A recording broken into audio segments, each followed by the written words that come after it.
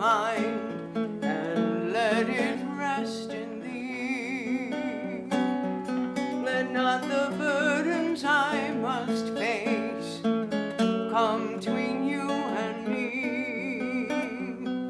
Let my song rise high to thee in thy unending song, and bring me to thy blessed feet, that holy place I long for, that holy place I long for.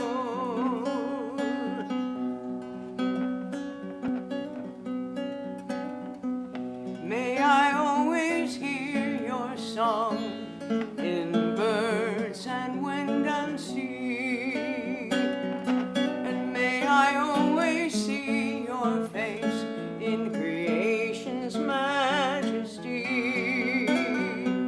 Let thy name fill up my mind and fill my heart with your love, till I am one with your music, and we are one in love, and we are one in love.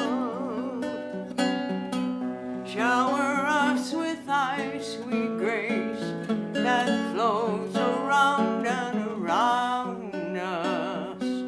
May we see you in each face by thy precious love that surrounds us. Let thy name fill up the sky and sound for all to hear, till we all sing in harmony with thy song that's ever so dear, with thy song that's ever so dear. Make of me a vina through which your music plays. Make of me a golden flute, O Krishna, that you play. Give me every word to sing, I'm speechless without thee. Then touch my heart with thy sweet love, play your song through me. Please play your song through me. Please play your song through me.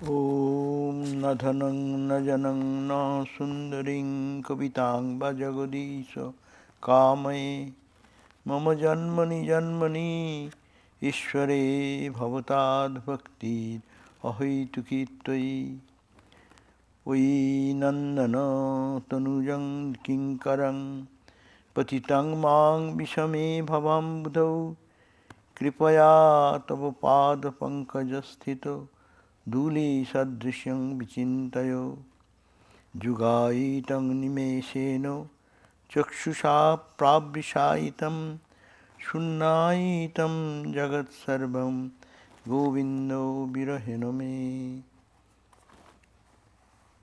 For neither wealth nor retinue, nor even the gift of omniscience have I my longing, O Lord of the universe. May I have in you the disinterested devotion in life and love eternal love for you and you alone. Out of your grace, O Krishna, pray consider me, your servant, who is immersed in this mysterious ocean of the world, as the dust of your lotus feet. When in taking your name, O Lord, with tears of joy, my eyes will overflow, words of prayers will be choked in my mouth, and all the hairs of my body will stand erect, thrilled with joy. In that state of separation from the Lord Govinda, even the twinkling of an eye seems to be a cycle. A copious tears flow from my eyes like unto the rainy season, and all the world will appear to me as void when that day will come, O Lord. Om Shanti Shanti Shanti. Peace, peace, peace. Today our topic is three states of consciousness. Three states of Chaitanya. Bhagavan Sri Chaitanya, whose birth, this is the birth, you can say the month. And Sri Chaitanya was born as an embodiment of the expression of divine love. You are hearing? So, and he used to live in that ecstatic mood of divine consciousness, always crying and weeping and getting absorbed in the divine bliss of God. So he used to normally live in the three states of awareness. Sri Ramakrishna in the Gospel says, Sri Chaitanya experienced three states of mind. First, the conscious state, when his mind dwelt on the gross and the subtle.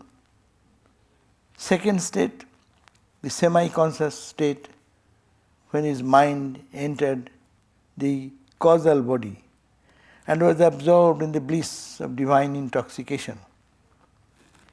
The third, the inmost state, when his mind was merged in the great cause. So Sri Ramakrishna says that Sri Chaitanya is to sing and dance in the name of God sometime. Sometime he used to get more absorbed and absorbed inside. And he used to live in the consciousness, another level of consciousness. It's called semi-conscious state. He used to live in the causal body. These are very technical term, causal body. And was absorbed in that bliss of divine intoxication. And the third state is the state when he merged into the great cause. This is Sri Ramakrishna's state of mental state also. Sri Ramakrishna used to,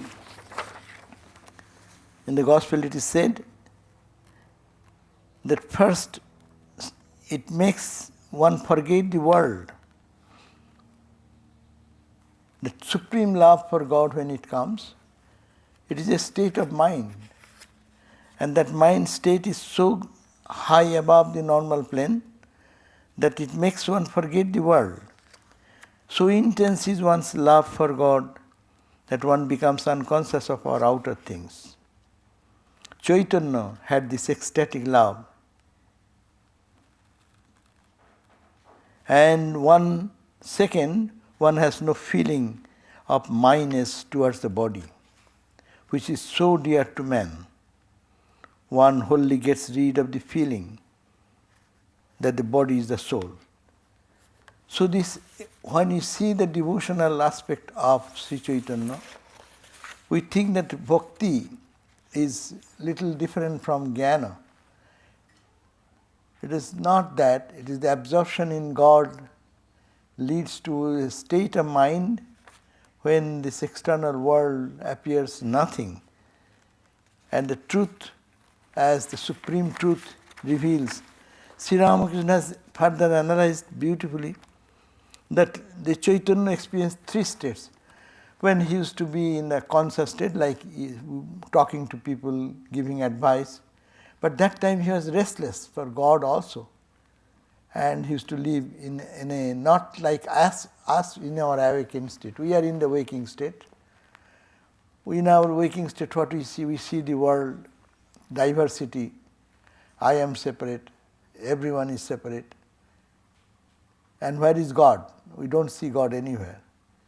But here, after Sri Chaitanya is coming down, after Samadhi coming down, and he is seeing God everywhere, as also his special beloved Lord, he wants to repeat the name of the Lord, tears are flowing, talking about God, absorption.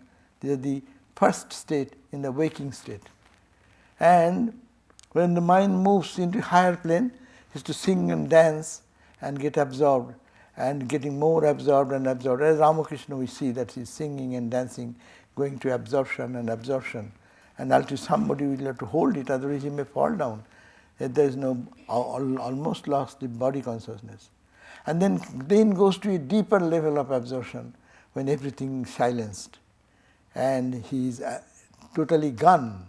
His ego is totally lost into the divine ego. And Sri Ramakrishna says, this agrees very well with the 5 koshas. This states 3 states of the consciousness in which Sri Chaitanya, Bhagavan Sri Chaitanya, Sri Ramakrishna is to live, is so much different than that of our 3 states. We also go to 3 states. We are in the waking state now, we go to dream, and we go to sleep. These are the 3 states. And 4th state is beyond, which we do not know. There is a state we understand, that there is a state beyond these 3 states. Sri Ramakrishna says, this very 3 states of Sri Chaitanya is different from our understanding about 3 states. He says that 5 sheets, Vedanta teaches us that we are all divine. In us is that infinite consciousness, and that which is the self, real self, Atman, that is covered with the 5 layers of covering. And this body is the outer covering. Inner covering is the prana, energy body. Inner than that is the mental covering, mind. Inner than that is the intellect, buddhi, intellect. Inner than that is the ego. And in that, inside there is a light. We can imagine there is a light, effulgent light, covered with the 5 layers of covering. So Sri Ramakrishna gives the example that it matches with the 5 sheets, the sheets described in the Vedanta. The gross body, which is this body made of 5 elements, water, air, fire, etc., what we accumulate from the nature. This body grows every day. So with this, the annamaya and the pranamaya, we get the energy out of food and everything. These are the 2 bodies. The body, the physical body of the flesh and bone, and the energy. So these 2 are called the gross body. So this is called the subtle body to the manomaya kosha and vijnanamaya kosha. My emotional body and the intellectual body. We live every now, all the time we live in different levels of body. While we are waking state, we are having the physical body, we have a mental body, and we have the ego body. Just imagine that there are 5 layers. First 2, the physical body and the energy body. We say that I am, but people will look from outside that you are okay, but you say I am feeling little weak. Weak means you are weak in prana, your energy. Well, I am feeling lack of energy. So this energy body and the physical frame, these 2 together is called the outer body. And the next inner body is the intellectual and emotional body. Whatever I think, my thought and my decision making, these 2 layers cover. That's why we all differ. We all differ, we are different in our intellectual understanding about the world, about ourselves, about the world, our emotions. Everyone's emotions are so different. So we all differ in these different layers of coverings. And if every layer is clear, then in and out they will see God in and out, because the inner truth, what is there, it is there also, it is there also, it is there everywhere, but it's covered with the 5 layers of God. And Sri Ramakrishna talked about the onion, peeling off onion. So if you peel off onion, what happens? One layer, and another layer, another layer, another layer. Then when you enter into this, everything is gone, what will remain? You say it is nothing, but it is the reality, the space which remains there, you cannot remove. So in us is that eternal light, eternal consciousness. It is covered, and that is called the real nature, we call God, and in Devud Vedanta we call it Satchidananda. It is the ocean of joy, bliss and peace. So that Sri Ramakrishna says, it is the Vedanta student every day analyzes this. I am not the body, I am not the mind, I am not the intellect, I am not the ego. Who am I? I am that which is inmost, which is pure, which is eternal. It is stainless. It never goes, never comes. And these 3 bodies, we live in our ignorantly, we live in these 3 bodies, but we have no connection with that. We have no knowledge. Connection is there, but we are not aware of what is inside. But Sri Ramakrishna and Sri Chaitanya is to live in that consciousness of the inner reality, and all these layers are so pure that inner light is to shine through, inside and outside. That's why their waking state and our waking state, though the reality same, but because of the clouded condition of the body, tamas quality or rajas quality or sattvika quality of the body, or the energy body, or the mental body, or the intellectual body, or the ego, being different, the light within manifests as good, as bad, as holy, as unholy, all this. But Sri Ramakrishna says, this agrees very well with the 5 koshas, sheaths described in the Vedanta. The gross body corresponds to the physical annamaya and pranamaya. Anna means the food, which makes the food, built by food, water, air, etc. And the subtle body to the mental body and the inner intellectual body, and the causal body is the Anandamaya kosha. And there is a state beyond these 3 bodies, it is called Mahakarana, the great cause, which is beyond the 5 sheaths. When Sri Chaitanya's mind merged in that, he would go into samadhi. When the mind travels these 3 levels, crosses into the 4th level, then he used to go into samadhi. This is called nirvikalpa samadhi or jada samadhi. We hear about all these things, no? Nirvikalpa samadhi. And people talk mostly about attaining that is the goal of life, that samadhi. But Sri Chaitanya is to live in that consciousness, in the 3 states of consciousness, and also sometimes in the 4th one. So that was the Sri Chaitanya's. So but this expression, he used to live in direct contact with the divine, because these layers which are filled with dirt and dust for us, which does not allow what is inside to shine through, was clear for these great souls. And that is, they come to teach us that we can also purify our mental level of covering, our intellectual level. We can purify every state by prayer, by meditation, by analysis of the permanent nature and impermanent nature. So, while the consciousness of the outer world, while conscious of outer world, Sri Chaitanya could sing the name of God.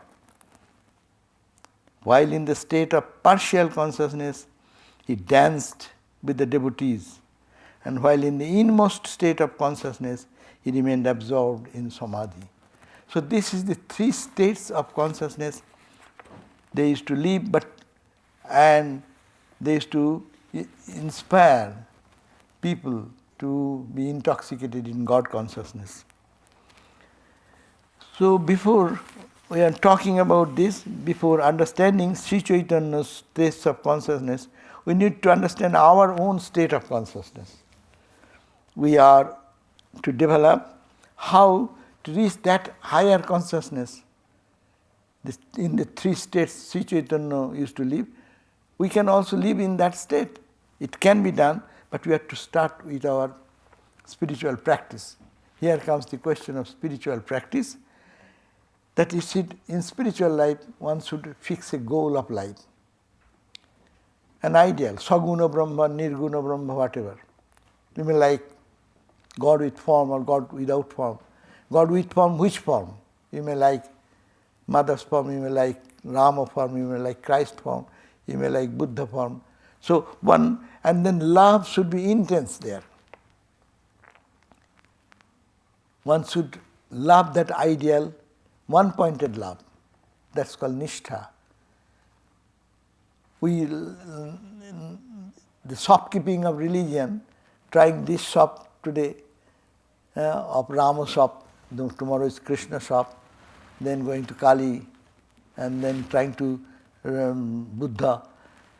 That as we do, that it will only waste your time. You say you select one, and then be focused on that. And that should be the one-pointed focus, so that mind moves towards that truth and practice in that discipline. And that will generate love for God. To love God is and all this we are talking about, the three states, is the absorption and deeper love and love and love. And it's totally, all outer consciousness will drop off. Only the inner reality of love and joy and blessings will be there, and one will be merged into that.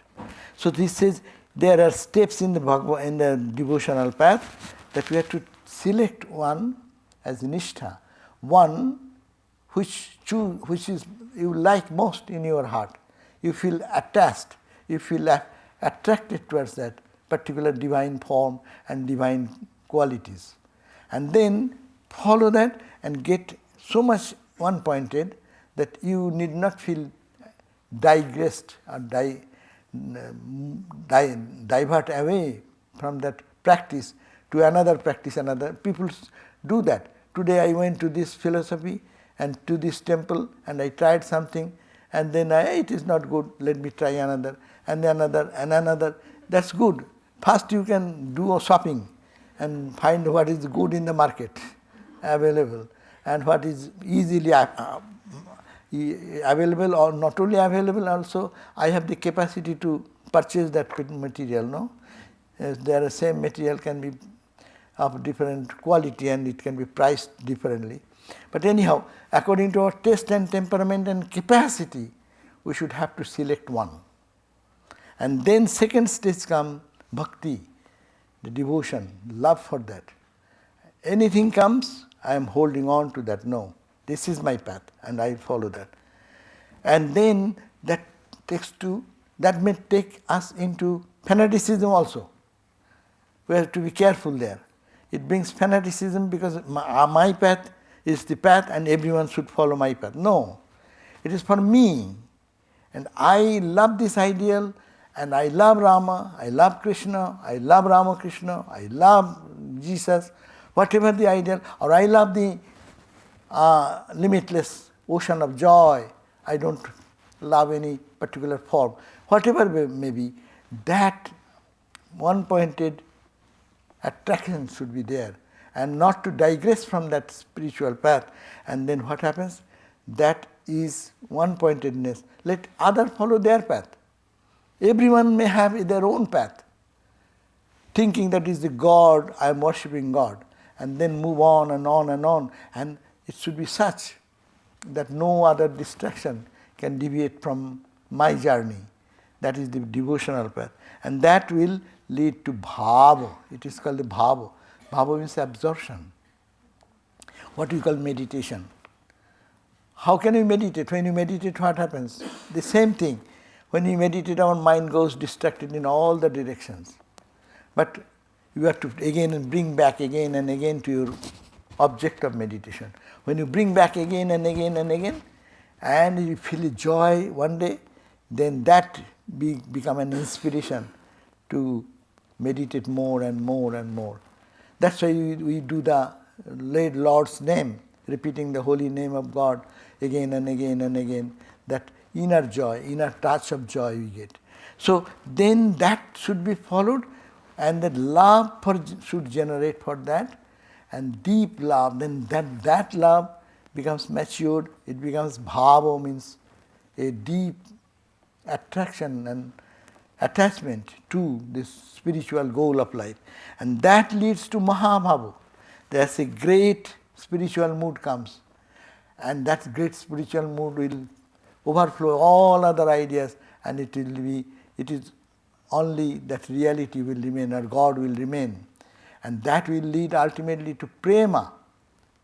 And in that prema, total transformation of the personality.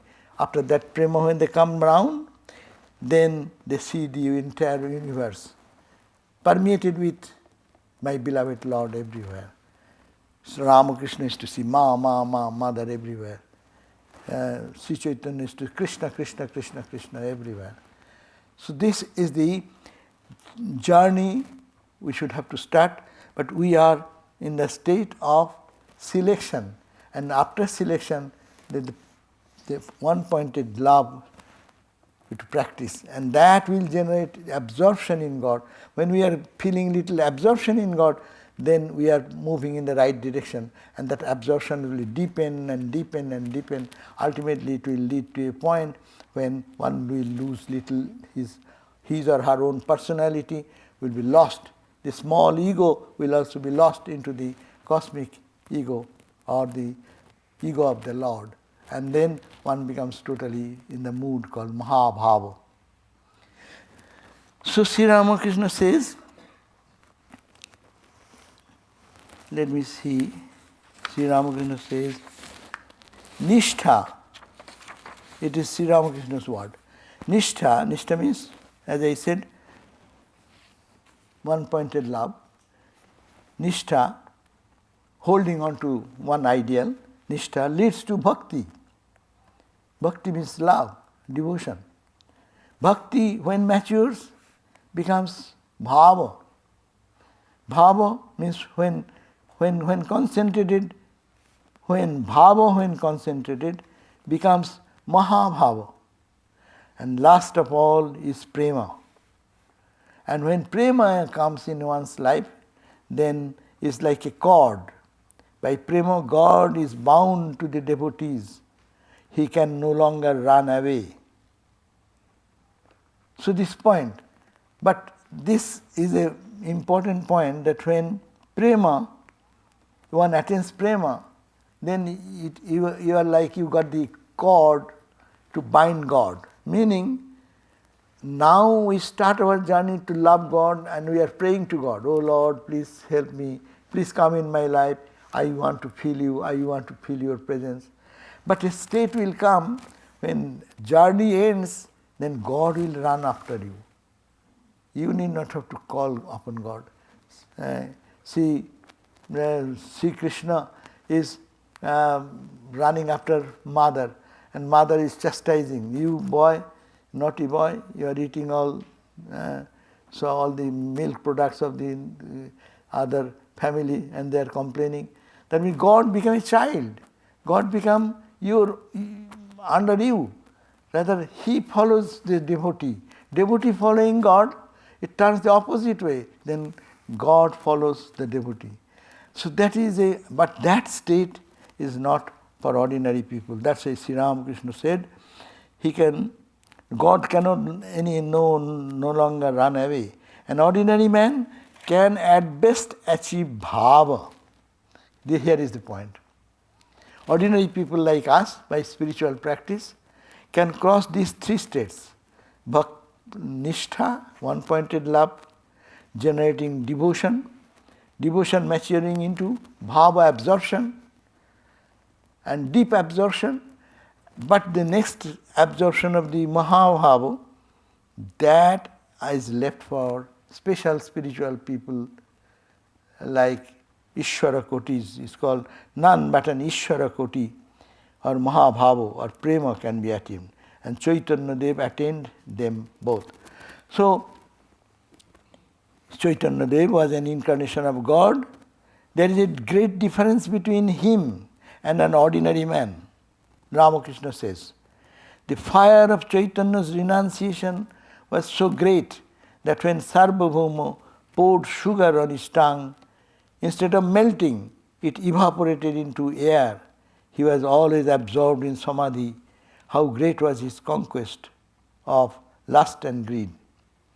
So Sri Ramakrishna glorifies the life of Sri Chaitanya, saying that he attained to the state of Mahabhava and Prema. These are the highest state. One ordinary person cannot do that. It is only left for God incarnate person like Sri Chaitanya, Sri Ramakrishna. But this, let us go to understand the life of Sri Chaitanya. Chaitanya was born in Bengal, in Navadvip, a place, 1485, in the year 1485. And a very auspicious day, full moon day, and that is the auspicious moment when everyone was chanting the name of Lord, Hari Hari, Krishna Krishna or Hari, chanting the name of Lord, and he was born during that auspicious moment. And his life started, he was a born great scholar, great naughty boy. He used to disturb everyone, but very intelligent and very bright, and he used to become a great scholar as he grew up. But his elder brother became a monk and he left home. So widow mother was holding this boy, Sri Chaitanya.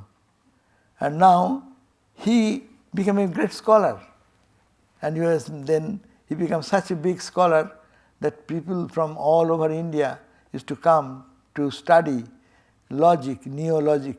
That time neologic came logic is the foundation to study Vedanta, they say. It's very intellectual jugglery, we can say, to understand the intricacies of word and what is the significance, this, that. So he became such a scholar that other scholars, there is a condition in those days of scholarly debate, that if any scholar invite you to have a debate with him, you cannot say no to that. Then you have to agree to that and you participate in that. And if you participate, if you lose your ground, then you should be surrendering to the person who has stronger argument and you follow his philosophy. And he became such a powerful logician that any one Pandit will be running away from him, seeing that here is Sri Chaitanya. But he understood after this, and he was married, and he is married to a beautiful girl, Vishnu Priya, and there's so much affection. Family was very pious family, and the society respects the family, and there's such a scholarly family. There's such Vedas and Vedantas, they're nothing to him, and all wisdom in his tips.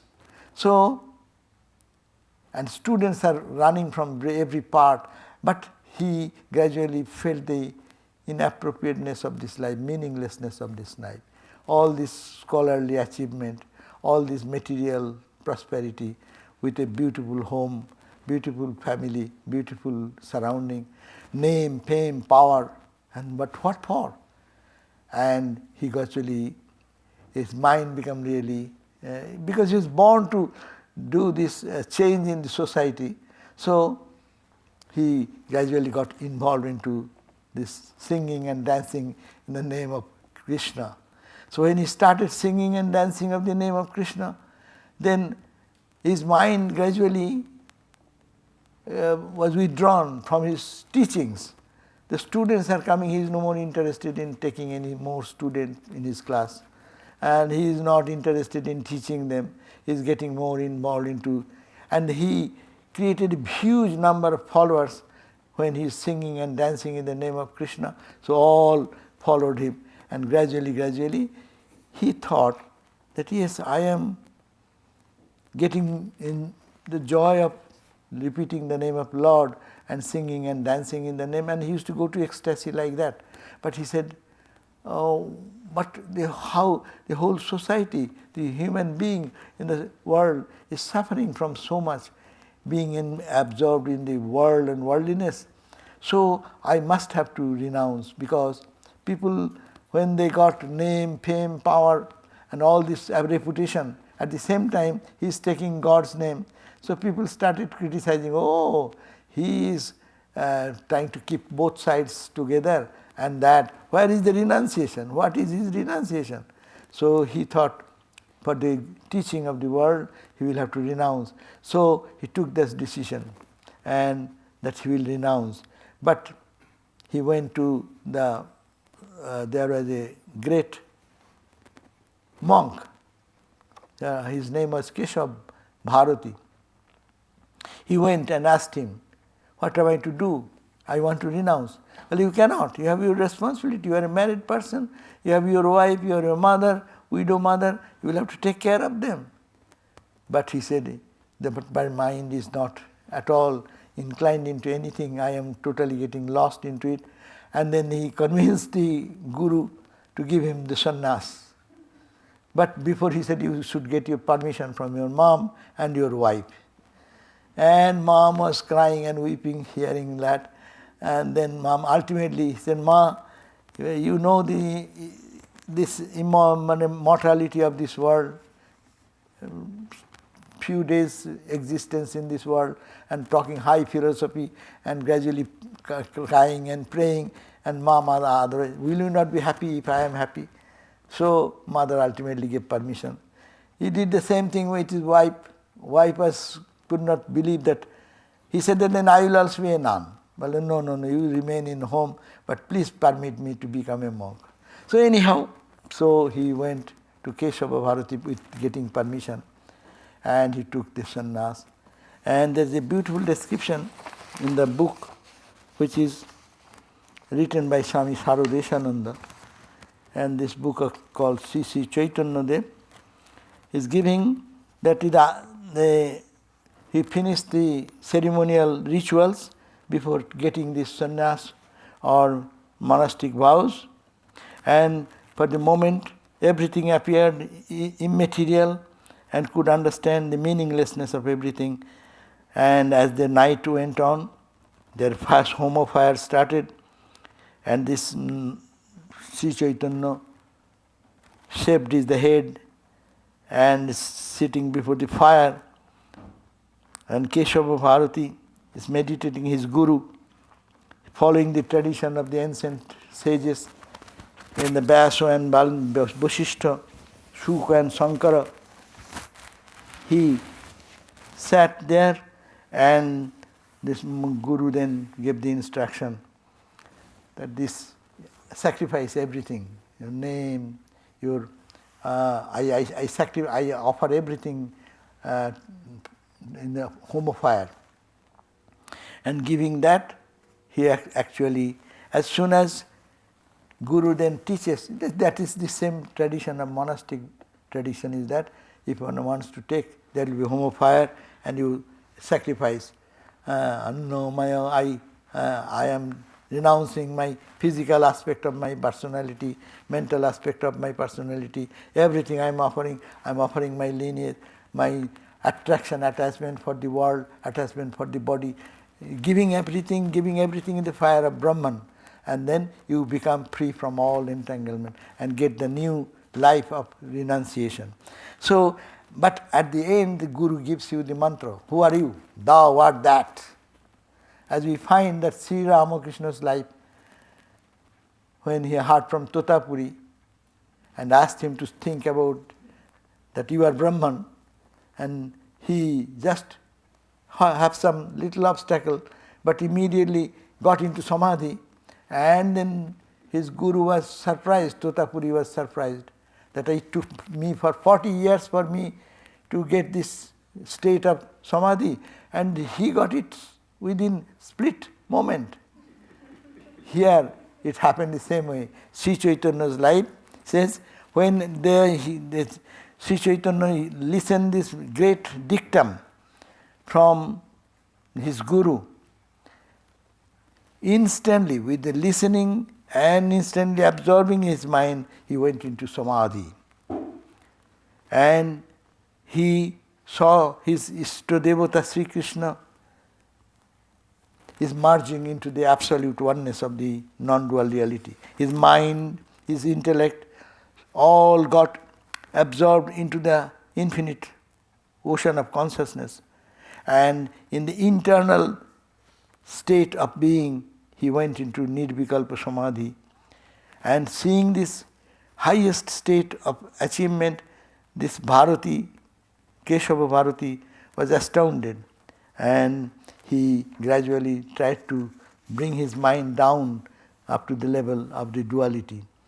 And there he says, but instantly this experience of his sannyas, as soon as he got the monastic vows and monastic ceremonial is done, so when the mind came out, the same three states of consciousness, the inner consciousness, he went into samadhi, coming down from one step, is half inside and half outside, in the bhava samadhi, and then at that state he saw his beloved Lord Sri Krishna is become everything in the whole universe, and the mind gradually came down to further down into the external condition, and then he saw in this he became aware of the outer world, and in this external condition he is crying and weeping in the separation of Sri Krishna, and he started crying. And sometimes he is in this inmost state of samadhi, sometimes in the bhava samadhi, and sometimes in the external awareness. And all this situation happened for him, and he then left his home forever and wanted to run away from the ancestral place. So this was the story of his transformation. And that transformation, when he took that and then went to run, and he's always in the outward consciousness, he's always weeping and crying, his eyes are filled with tears, the body is under horripilation sometimes. So hairs are standing erect in the name, calling upon God's name and this. So he's a totally mad person, as it were, intoxicated in madness. And then he preached in this way by his life the wonderful spiritual ideal of singing and the glories of God, so that the God's name, so that mind can be purified very easily. Other process is there, but bhakti path is also very easy path.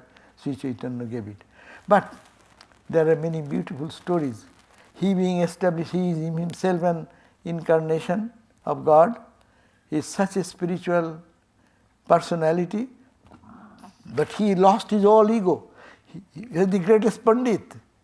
He forgot that he is a scholar at all. His scholarly quality is forgotten, his other society's prestige, position, all this he forgot, and he like a child crying and weeping and running for Krishna, Krishna, Krishna, Krishna, Krishna.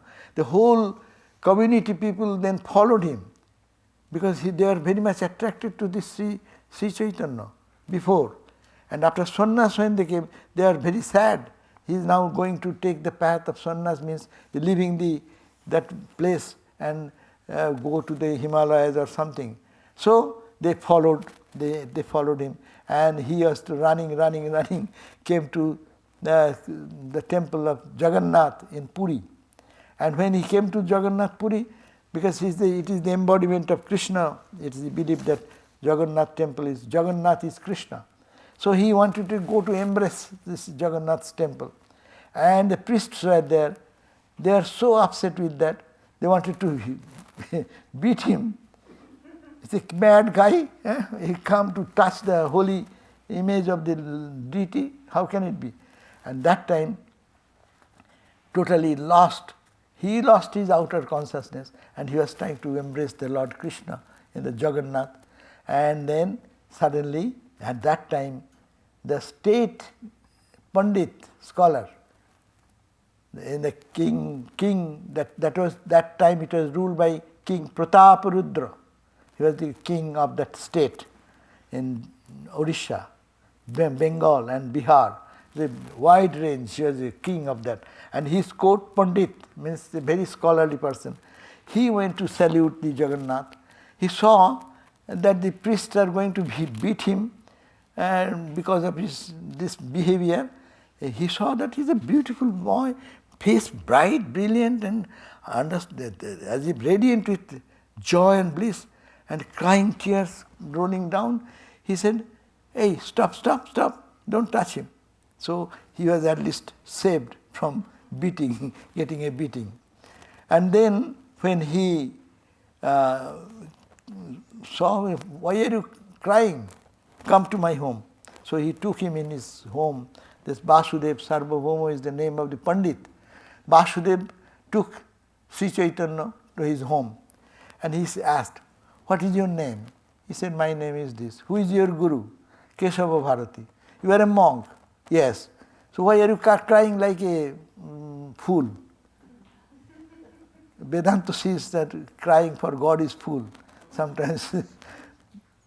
So he said, "Why are you crying like that? Yeah? You don't know anything. I will teach you Brahma Sutra." "Oh, Brahma, yes, sir." He is so humble. He says as if he does not know anything. He says, "Yes, sir, I will learn." Then he started teaching him Brahma Sutra. Sri Chaitanya, who is the topmost scholar of the time, and Sarvabhauma is a scholar, but he, because seeing that he is a fool, he is a good guy, but does not know Vedanta. So to teach Vedanta, he started teaching him. First day, he taught him Sri Chaitanya with all devotion, with folded palm, sitting like that. He is a bhakta. One day gone, second day gone, third day. Then he asked Sarvabhauma, Vasudev asked Sri Chaitanya, "Hey, am I talking to a piece of wood or stone?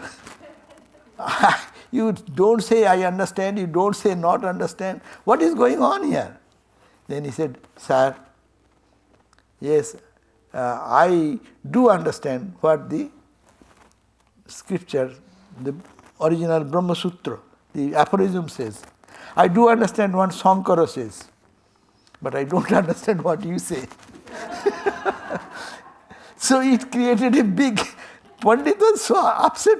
There is anybody to talk like that in front of Vasudev Sarvabhauma.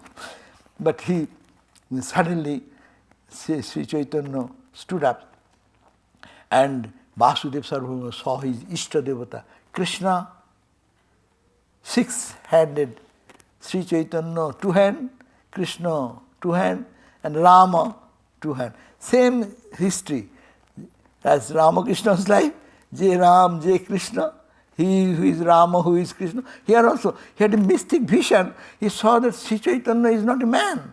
He is Sri Chaitanya, the Rama, the Krishna, and Sri Chaitanya same. And seeing that mystic vision, he fell at his feet. And then he learned about the bhakti. Then he understood bhakti is a higher state. Normal bhakti, what we do, it is called the ritualistic bhakti. But real bhakti is after nirvikalpa can come down. That is the state he could understand. And then Sri Chaitanya was adored like a Lord himself, and Vasudev Sarvabhauma took care of him. But again he said, "Sir, I want to know more about bhakti. Please teach me." He asked Vasudev Sarvabhauma. Vasudev says, No, I am a Vedantic person, I don't know your bhakti, but there is one who can teach you bhakti. You go to South India, and there is a Rai Ramananda. He rules a country, but he is a bhakta, real bhakta. He knows all the secrets of bhakti. Then he went to Sri Rai Ramananda and met him, and then he got the teaching. He asked him, what is bhakti? That's beautiful from the Chaitanya Charitamrita, which is the authentic book. Swami Sarvadevananda has referred to that. Bhakti, and his conclusion is now, the Sri Chaitanya asked, can you teach me what is bhakti? How can one attain to bhakti? This is very important for us, though there is 5 minutes time. I'll just refer to that. Sri Chaitanya said, how can I get bhakti? Teach me the stages of bhakti, how one can start and how one can reach that goal. Then he started talking about bhakti, said, what is bhakti? How we can generate love for God? He said, sadharma acharan. Sadharma means your own dharma. First of all, be a good guy. Very responsible, good, honest, and devoted person. And perform your duties. Perform your duties as you are. Don't neglect. You are a householder. You do your duties. You do duty for your husband. Do duty for your child. Do duty for your son. Whatever may be in position. You are a teacher. Do your duty properly. You are a doctor. Do your duty. And also, whatever according to your Brahmin, perform your Brahminic duty. If you are a warrior, do your warrior duty. Do your business duty. You are a business class person. So, perform your duty. And if you can perform your duty and devote it to God, thinking it is God's, you are serving God, then you will generate love for God. Sri Chaitanya says, I understand that, sir. Please tell me something more. Then he said, now you do all action, Krishna karmarpan sarva sadhyasa. Second stage. He said, you do every action, whatever you are doing whole day, with your own situation, point of life, as I said, but you are the father, mother, son, daughter, doctor, engineer, whatever in life, do your duty properly. That's an action. But how will you do the action? Mere doing action will not generate love for God. You have to give it to God. All the deed I did, O Lord, I offer unto you. That's the Gita's ideal of offering all actions at the feet of Lord. So Krishna karma arpan, all this work to be offered to God. Then he said, yes, I do understand. If one does offering, that is a bhakti it will generate. Have you anything more to say? Then he said, you will be so much absorbed in God, then you will not be able to maintain your own duties at all. Your duties will fall off. Ramakrishna could not do the duty of performing the puja duty. He was doing the puja. But he got absorption, get so much deep into it, he failed to do his dharma or his priestly duty. So it will drop off because of your love for God. Mind the point. Love for God, it will drop off. Not for laziness. Not for boredom. I am tired with this word. I am bored. So, not for that. But love for God is generating inside so much that your duties will fall off. Then he knows. He said, I know this. Please tell me something higher. Then you see, no, you love God, you have to understand. Jnana Mishra Bhakti. Whom you love? He is the Lord God who permeates everywhere. The universe is His universe. It is He has become everything. So whatever you are doing, whatever you are seeing, you are serving Him, doing everything to Him. And think that way, then that is the higher state of bhakti. Jnana Mishra Bhakti. He said, yes, I do understand. Go above. Anything more? Then, your knowledge, I am that, I and God, separate, this knowledge will disappear. I know that. Then what is more?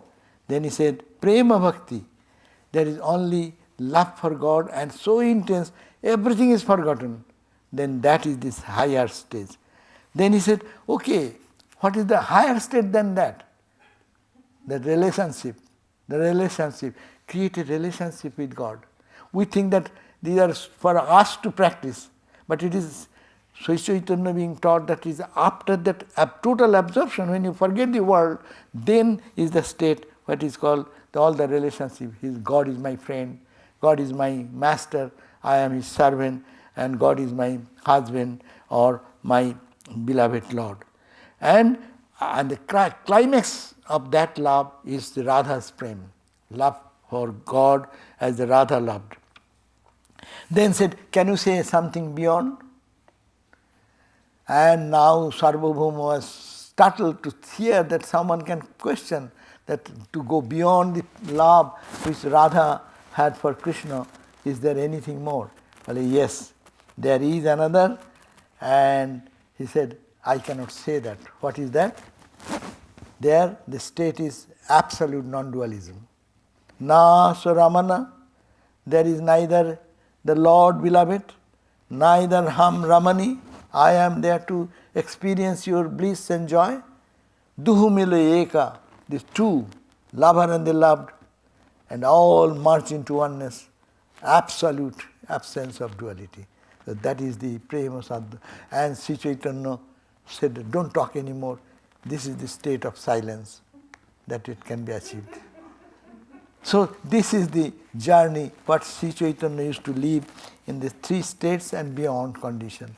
So just to remember this high, it is very high above our head, but still it is good to know that how we understand simply loving, you are the master, I am your servant. We may say, our saying is one thing, but there is a mature saying, I am your servant, like Hanumanji used to say.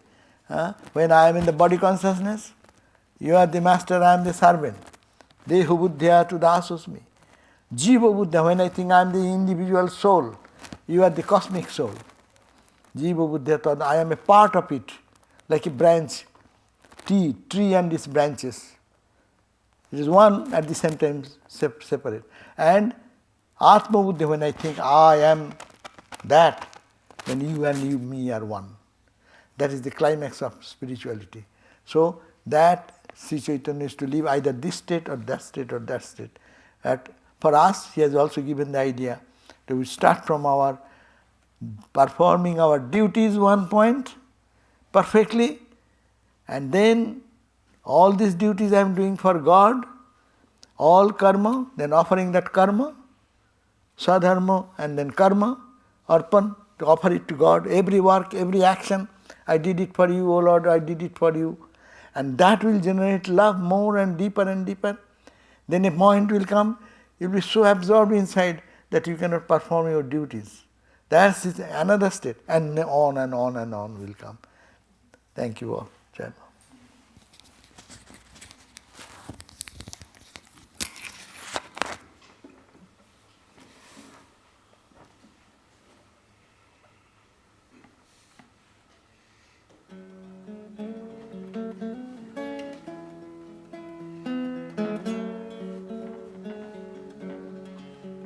May thy name fill up my heart with every breath. May thy grace guide my each and every step. May thy love fill up my life as thy light shines oh so bright through each day and every night, my beloved.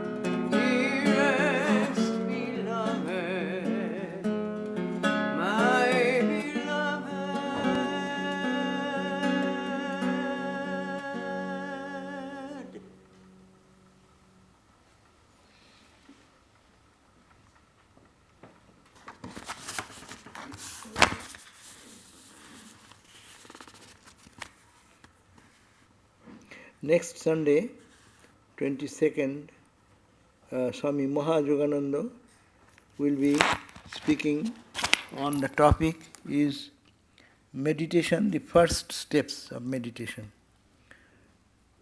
I forgot to tell you so much I have talked about, but Chaitanya's philosophy is called Achinta Veda Aveda. We talked in one language, but the Hare Krishna devotees are there. They are Sri Chaitanya followers, and Sri Jiva Goswami is after Sri Chaitanya. His followers established this philosophy as Achintya. Achinta means unthinkable. You cannot think, you cannot conclude. Veda, there is a Veda, separation. Aveda is non-separation. It's a language, very mystified language. Achinta, it cannot think. The state in which Sri Chaitanya is to live, that is the state we all should reach, the goal. But it is achintya, it cannot be thought mentally or intellectually. Achintya Veda, there is a separation from God. That's why he used to cry and weep for Krishna, Krishna, Krishna. But at the same time, this Veda is outside, Aveda is inside. He's feeling the connection with the divine, the joy of love, no? Tears outside, but joy inside. So Achinta Veda Aveda is the philosophy of Sri Chaitanya. Okay, please.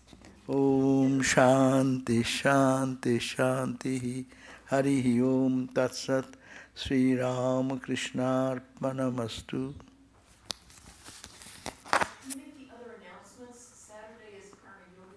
Oh, sorry, that Saturday is Karma Yoga. Oh, it is not mentioned here. But anyhow, next Saturday.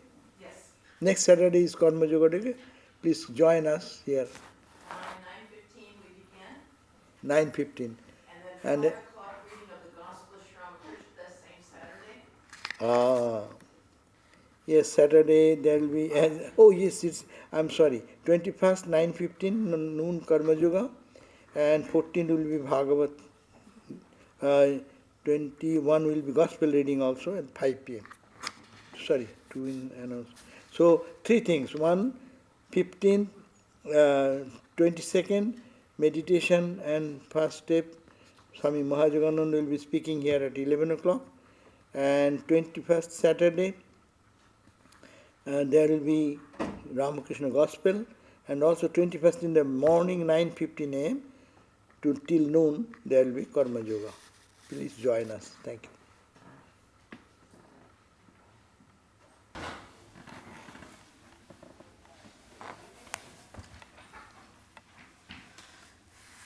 This is for our QA, just to spend some time. But of course I forgot to announce.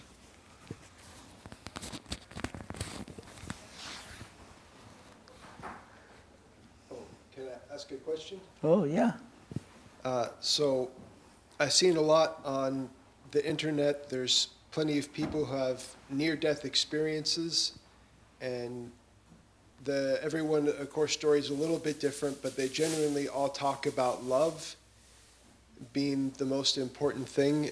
How would you talk about that? Yeah, love is the love is the goal of life. What else is there? We are all searching for love, no? What else? Someone got it maybe, someone is waiting to get it. So the whole life is searching for joy, whole life is searching for peace, whole life is searching for happiness. But what type? A permanent type, not momentary. Momentary joy, momentary happiness, we are familiar with it. That is good, but that brings suffering, that brings separation, that brings frustration. It comes for a moment and goes away. We want a perpetual happiness. That's the spirituality. And that is within us. We have to tap it here itself. It is here. That's why all these talks we are talking about, to go, what is that? Inward. Do your duties but love God. And love God means love what? Who is in my heart. And God is love, otherwise why we will go there? Why shall we give up all the material things in our before us and all our other attractions? What is the charm? Why through the ages people are saints and sages are running for something like that, withdrawing them from the external. It is not, outside is not bad, it is the same God, same love. But that love which comes through the senses, they are very limited. And we cannot be happy with that. It may be 1 day, 2 days, 5 days may be happy. But to be permanent happiness should come from permanent joy. It will never abate me. It is my own. So that's why the same love, we have talked about the 5 layers of coverings are there. The inner light is not coming out. The inner brightness comes out as the layers of coverings become brighter and brighter and cleaner. Clean, clean, clean. That's why we call spiritual life, practicing holy name, going to holy place, thinking out holy, singing holy name, the glories of God, or prayers. All these are only to purify, purify, purify. What purify? Purify the mind, which is clouded. So, after death, of course, there is, so those some people have experienced, they have experienced a touch of that joy. But that depends on how one thinks about his life day and night. Those who think of negative thought, they will go to the hell, meaning their dark mind will show the dark region, darker experiences. You think of bright things, light things, you will live in the light and light, full of light. As your mind, as we dream sometimes. Last night you saw a very violent dream, a movie or something, or in the news, and then when you go to sleep, and in the dream those thoughts come. Sometimes it comes, sometimes it does not. But it comes from the within, it does not come from outside. So if we can fill up our heart with some positive thinking, positive look, seeing the divine, seeing the purity, seeing the love in all, then our mind becomes pure and pure and pure. And then purity which is inside will blossom forth. That's called spirituality.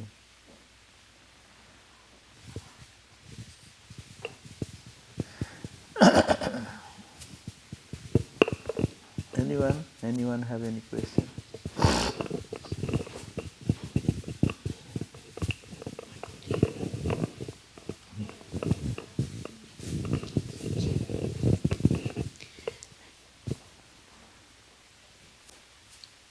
Right now, spirituality and meditation and reading good books has been incredibly helpful and fills my heart, but we're at a time, and we probably always have had times of good news, bad news, good news, bad news, and just feeling that angst that's going on, being here on earth. I mean, it makes me sad, and so I want to be happy.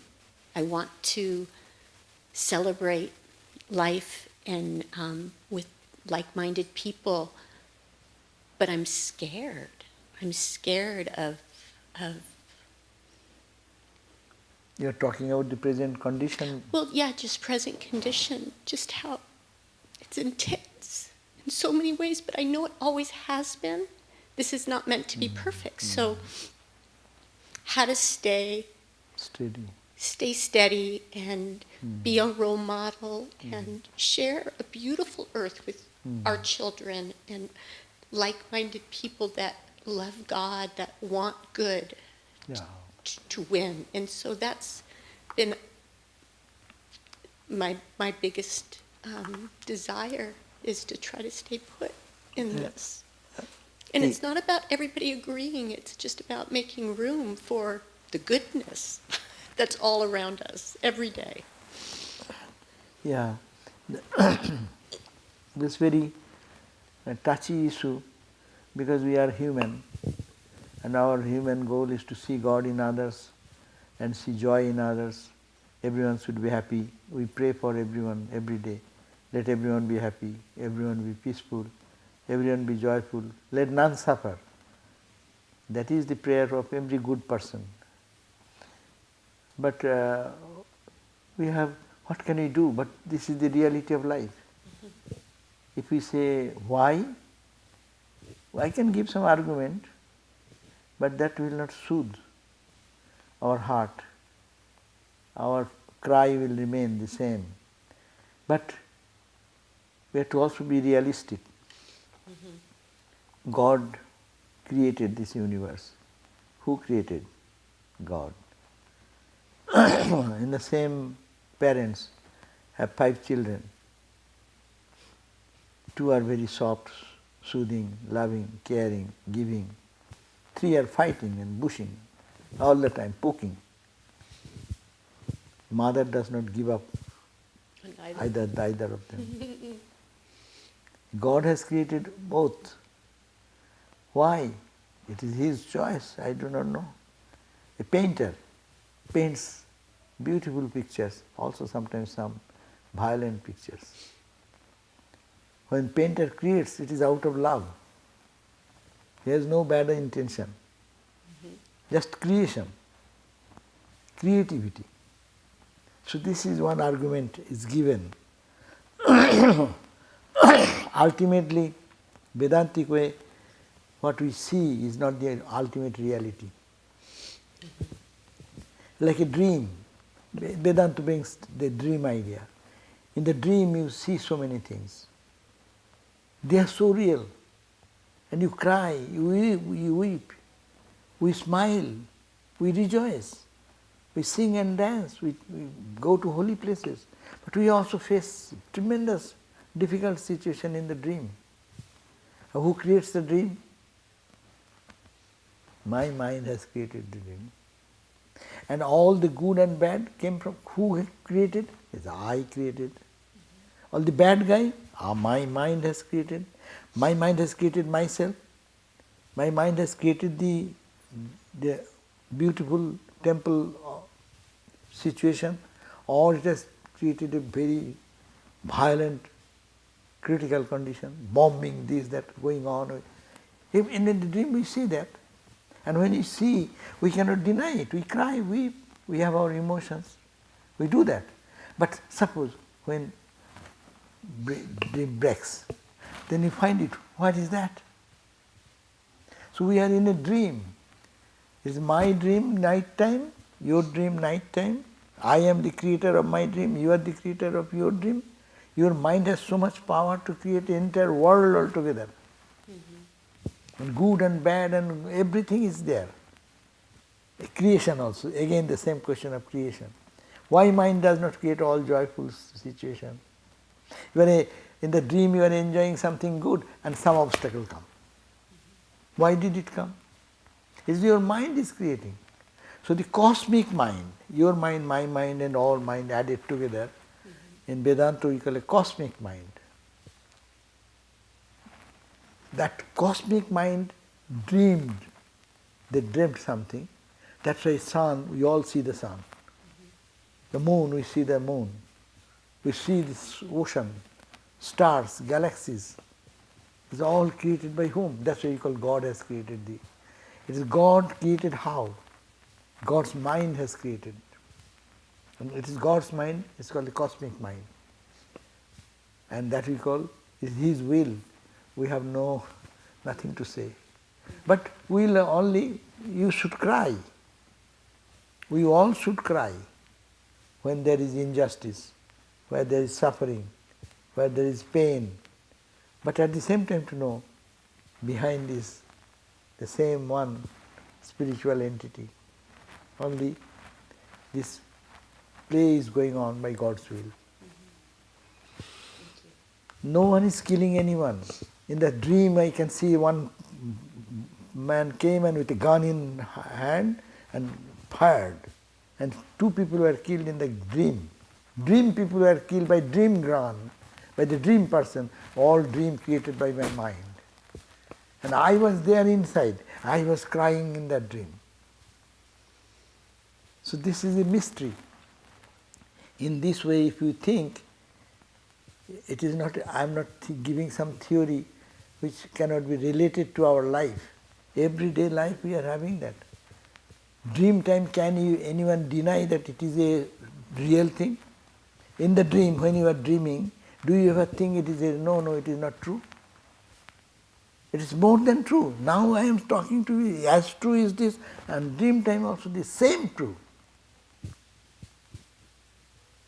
Hunger is hunger, thirst is thirst in the dream. Fear is fear, joy is joy. So, this is in a subtle level. Mind creates the subtle level. It comes one level down to gross level now. But as I said, giving this philosophy, we should not be indifferent to the suffering of others.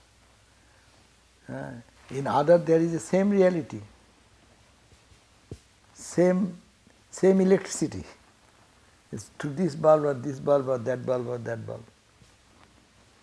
Manifestation may be night lamp, maybe 60 watt, maybe 100 watt, maybe covered with darker veil, red light, blue light. It is light. Covering is blue, light, lead. Good, bad, this, that. But ultimately this is all, in the story it goes that it is only happening in the name and form, but the reality undisturbed. The electricity behind is the same. But how to do that? For us, why this suffering? It makes our heart broaden. If you think of them and suffer, you are becoming great. Feeling for them, your heart is expanding. Because otherwise we are very selfish. I think of myself, my joy, my happiness, my money, my name, my fame. Now you think, oh, not me. Here is, I identify with someone suffering. And pray. That is the only thing. Pray. Pray. And really we are helpless. We have no power to do anything. Where is our power for doing anything? We think that I can do that, I can do that. Yes, God has given that rope, that much I can do. But beyond that, there are so many good people in the world. Why they are all silent now? Where is their power?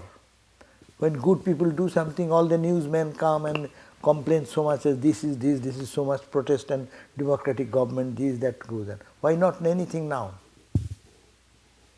Your power, you do it, I do it. Think about those things. When a good person do anything in the society, 100 criticism comes to stop that good work. So, this is play. Whose play? Not your play, my play. The divine play, what can you say? That is the way God wants to play. But Ramakrishna said, one person said it is God's play, but it is our pain. It is God's play, God is playing, okay, but for us, it is a horrible dead night. Then he said, who are you? Have you any existence without God? So, God is suffering, so who are you to tell? God in here, God in here, God in here, God in here. It is God playing with God, like a theatrical performance. All our friends, all our paid people, they get their salary for acting. But one is acting as a role of a good guy, another is a violent guy. He is not a violent person, but he has all adopted the quality of the violence. So, suppose you are given a very high rewarding offer that you will get $1 million. You have to play in the role of this. What will you do? You read that script and bring that emotion, what the script brings, and act accordingly, then you are the best performer and you will be rewarded. No? But if it is a play, you are not that person. That's why it is called the Maya. Vedanta brings this word Maya. But these are explanations. does not solve the problem. Only problem will be solved if one realizes God. He sees that Lord is the slain and the slayer. The Bhagavad Gita says, who is slaying, killing, and the killer and the killed are the same. There is a story, no? The one monk, he was beaten by some bad people, no? And he lost consciousness and he was almost half dead. So when the monastery people came to know that, then they came and lifted the monk and took it to the monastery and was naturally bringing him to awareness, taking care of him. And he got first, he became aware. Then he was asked by another monk, who did this to you? Who had hit you in this way? He said that he who is feeding me milk now to bring my awareness, he has killed me. One reality. Behind that killer and the killed, the good and the bad, holy and the unholy, behind is the same reality, acting in the role of this. Who can say? Not me, not you, but a man of realization says. But we should not say that because we are not in that state. We should really feel sorry, we should really pray, we should really cry for them, and that will be good for our spiritual growth. And we cannot do anything. If you can do something, do. If you cannot do, just pray.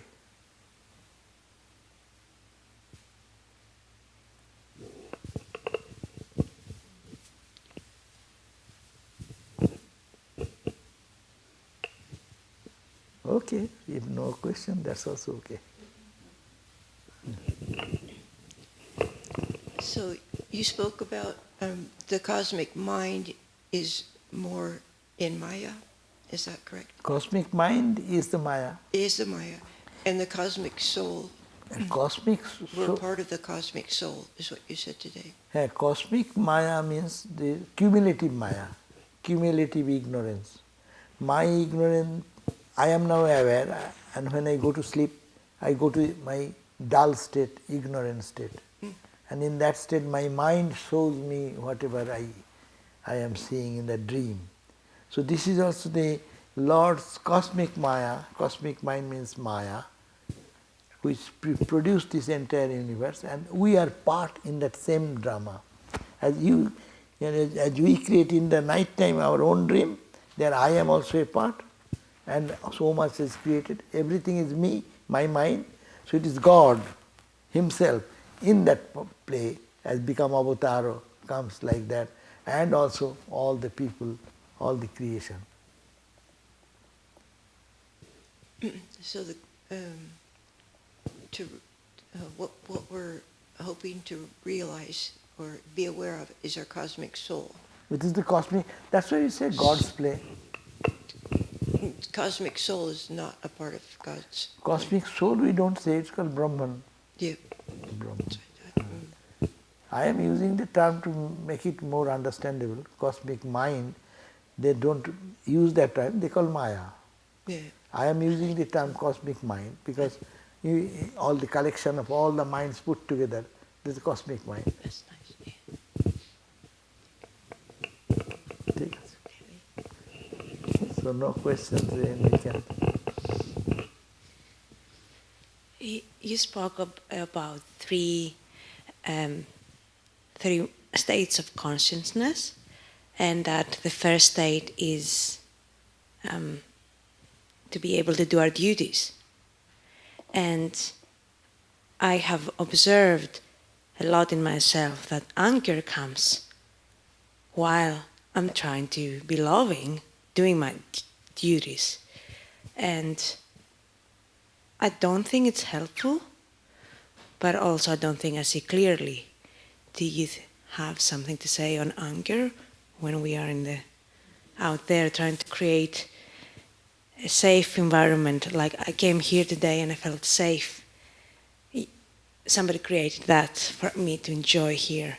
And when we are out there doing our duties for somebody else to feel the same, that anger comes. No, anger, that's okay, good. We have to analyze why anger comes. My question is not why, but your thoughts on that. No, my point is that I am just analyzing your question. So anger comes, where anger comes, I want something. I wish the environment will be like that. I wish my friend will be like this. I wish, and that does not happen. What I am planning and what I am thinking it is good, I am getting a reverse or opposite reaction. I love someone and he is retaliating with some strong word. I get shocked. My anger, my first I back out and then my reaction comes. It is natural. So, the point, can we control here? Come to the very subtle point. Is my reaction.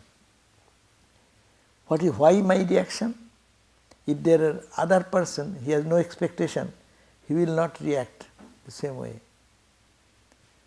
But I have some expectation and I don't get it, my reaction will be expressed as first a little disgruntled attitude and then going to the deeper into anger and frustration and fight. So the cause of anger, if we analyze as a spiritual person, I cannot control others, but I can control myself. I have a switch in me. I can manage myself in such a way, I will not be angry. Why? You go into the world and you love, you expect there will be love return. No, it will not happen. Go with that conclusion, then you will never suffer. If someone loves, okay, thank you. If it does not, thank you. So we have the switch control in yourself. You cannot stop the outside behavior because it is not your control, and how other environment will work, you have no control. What tomorrow a bomb will fall in the coastal region, you do not know. These are all this. But what can I do? I can keep my peace in this way that let us think it may happen. Okay, when it will happen, I will take care of it. What is the situation? I do not know. Then I will run away, or I will hide somewhere, or I will be injured. I will be then crying for my treatment. No hospital. Okay, I will die. Plan all these things beforehand into your mind. No one can give us any suffering. We suffer because of our expectation. All expectation. But should we not expect? Now next question. Yes, we should expect. We should expect good return. No, I am a good guy and I have no bad feeling. I should, but good people will be battered more. That is the rule of the world. Look at that.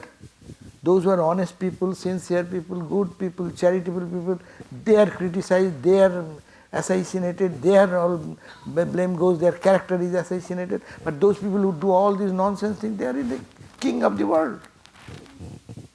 So this is the fact. Am I saying anything wrong or justified? As we look at the world, is it the fact or not?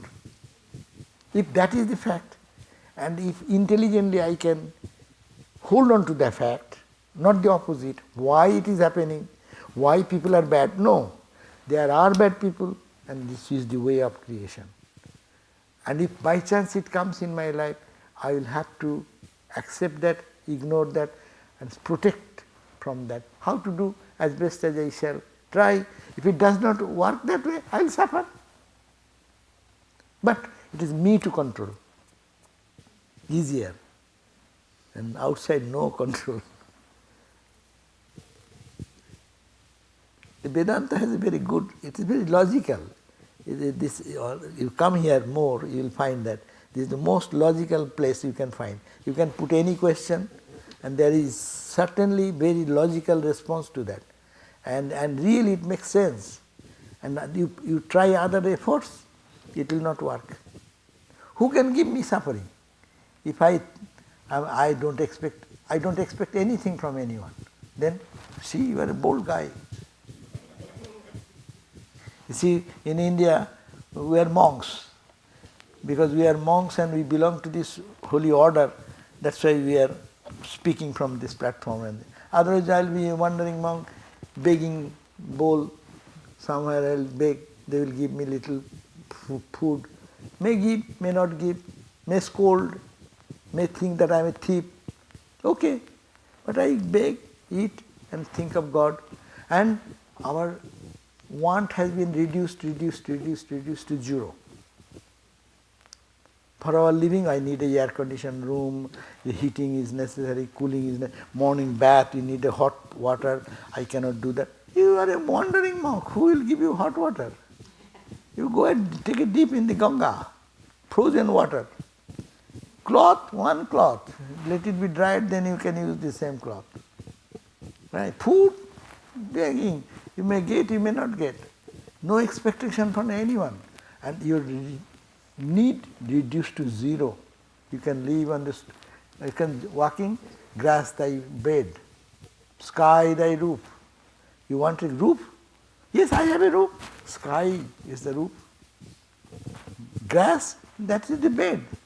Swami Vivekananda said, grass thy bed, sky thy roof. And perchance what food you get, be happy with that. So he is the happiest guy in the world, having not a penny in their bank balance, having no clothing in them, having no blanket in the cold, and having no room available in the cave or in a just rock they lie down. How happy are they? I am not saying that we should be like that, but I am saying how can they be happy? Yeah, that is controlling here. The two switches are there. One is the control outside, another is control inside. Outside control, the material world is all its scientific invention, they are trying to control. Heat, cool, heater, heat, cooler, cold, hot water, hot weather, cool, ice, all are available. Science is making possible. Darkness, light. So, this is the external way of solving the problem. But we are to thinking here how to solve all the problem internally here. And you are the master. You are the boss. And no one can control. That story probably you are new, so I will tell the story.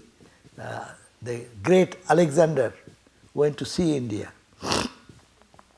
And she was asked, what is the most spectacular thing or very the wonderful thing of India? Then he said, okay, we will take you. So he took to a monk. The monk was in the sunny day like that, in the Himalayas. He was lying in a rock. And he has only loin cloth, nothing, bare body. Yes. And then that actually Alexander was so pleased. He said that, sir, you please come to my palace, I will keep you with honor. Then he got mad. The penniless fakir, the penniless man, he said, what? Get out of my way. I'm enjoying the sun. Why are you disturbing me? Oh my God. And Alexander then tried to take out the sword. He said, you dare? And then that man, he laughed, outburst. You, Alexander, you kill me? Me, the sun cannot burn, the fire cannot burn, water cannot wet, air cannot dry. I am Atman. You can touch me? See? Oh my God, what a powerful statement. You kill me, you kill this body. I am not the body. And my soul is infinite. Sword cannot pierce it. Fire cannot burn it. Air cannot dry it. So see the power. This is called the controlling here. There is hope. We all have hope. Thank you all. Okay, Jai Ma.